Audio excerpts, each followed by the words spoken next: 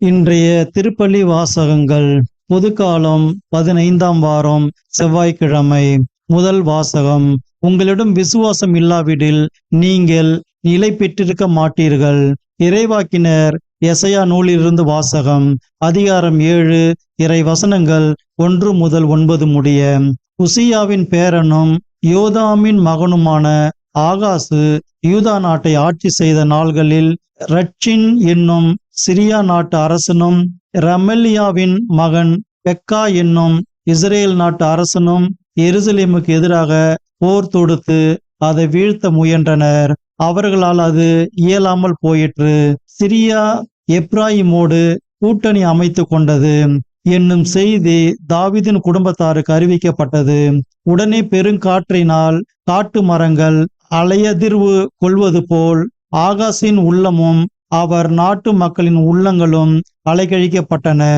அப்பொழுது ஆண்டவர் எசையாவை நோக்கி, நீ உன் மகன் செய்யார் யாசிபை உன்னுடன் அழைத்து சென்று ஆகாசை சந்திப்பாயாக.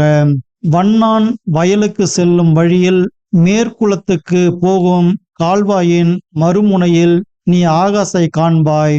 அவனுக்கு இதை சொல், நீ அமைதியா இரு, அஞ்சாதிருந்து நடப்பவனவற்றை உற்றுப்பார். ரட்சின் சிரியா நாட்டினர் ரமலியாவின் மகன் ஆகியோரின் கடும் சினத்தை கண்டு மனங்கலங்காதே. அவர்கள் புகைந்து கொண்டிருக்கும் இரு கொல்லிக்கட்டைகளில் இருந்து வரும் புகை போன்றவர்கள். சிரியா எப்ராயிமோடும் ரமலியாவின் மகனோடும் உனக்கு எதிராய் சதித்திட்டம் தீட்டி யூதாவுக்கு எதிராய் நாம் படையெடுத்து சென்று அதை நடுநடுங்க செய்வோம். அதற்கு எதிராய் போரிட்டு அதை பிடித்து தையேல் என்பவனின் மகனை அதற்கு அரசனாக்குவோம் என்று தங்களுக்குள் பேசிக்கொள்கிறார்கள். ஆதலால் ஆண்டவர் இவ்வாறு உரைக்கிறார், அவர்களது திட்டம் நிலைத்து நிற்காது, அது ஒருபோதும் நிறைவேறாது. ஏனெனில் சிரியாவின் தலைநகர் தமஸ்கு நகரின் தலைவன் ரட்சின்.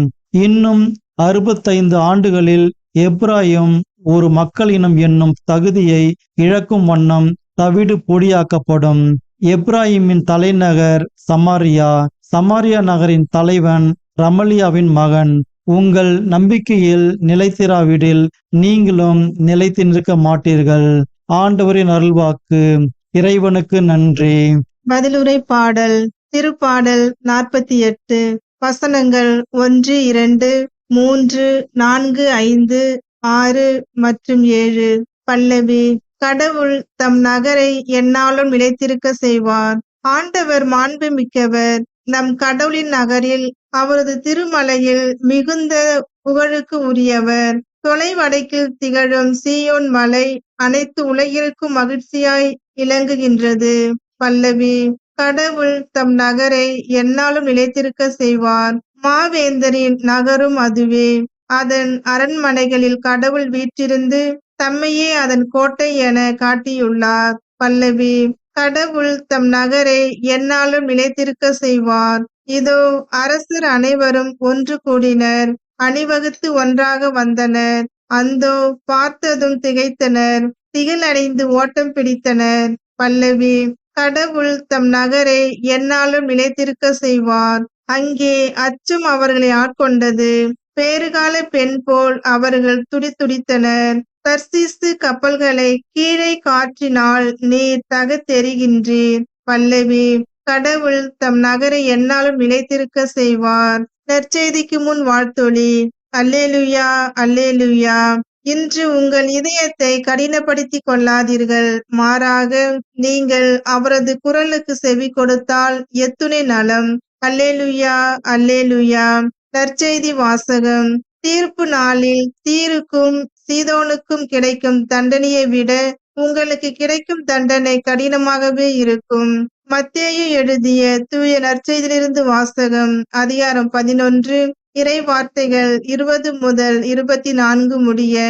அக்காலத்தில் இயேசு வல்ல செயல்கள் பல நிகழ்த்திய நகரங்கள் மனம் மாறவில்லை. எனவே அவர் அவற்றை கண்டிக்க தொடங்கினார். கொராசின் நகரே, ஐயோ உனக்கு கேடு! பெத்சாயிதா நகரே, ஐயோ உனக்கு கேடு! ஏனெனில் உங்களிடையே செய்யப்பட்ட வல்ல செயல்கள் தீர் சீதோன் நகரங்களில் செய்யப்பட்டிருந்தால் அங்குள்ள மக்கள் முன்பே சாக்கு உடை உடுத்தி சாம்பல் பூசி மனம் மாறியிருப்பர். தீர்ப்பு நாளில் தீருக்கும் சீதோனுக்கும் கிடைக்கும் தண்டனையை விட உங்களுக்கு கிடைக்கும் தண்டனை கடினமாகவே இருக்கும் என நான் உங்களுக்கு சொல்கிறேன். கப்பர்நாகுமே, நீ வானளாவ உயர்த்தப்படுவாயோ?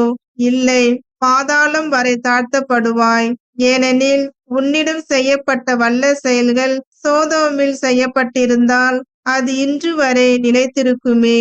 தீர்ப்பு நாளில் சோதோமுக்கு கிடைக்கும் தண்டனையை விட உனக்கு கிடைக்கும் தண்டனை கடினமாகவே இருக்கும் என நான் உங்களுக்கு சொல்கிறேன் என்றார். ஆண்டவரின் அருள்வாக்கு. கிறிஸ்துவே உமக்கு புகழ்.